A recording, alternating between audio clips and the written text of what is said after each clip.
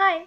याद ना जाए बीते दिनों की में आज हम बात करेंगे धर्मेंद्र जी की, क्योंकि आज उनका बर्थडे है। काश वो हमारे साथ होते।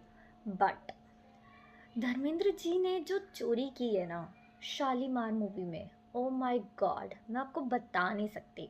आपको क्या लगता है ऋतिक रोशन ने ही हमारे ऊपर वो धूम वाला चोरी का जादू किया है?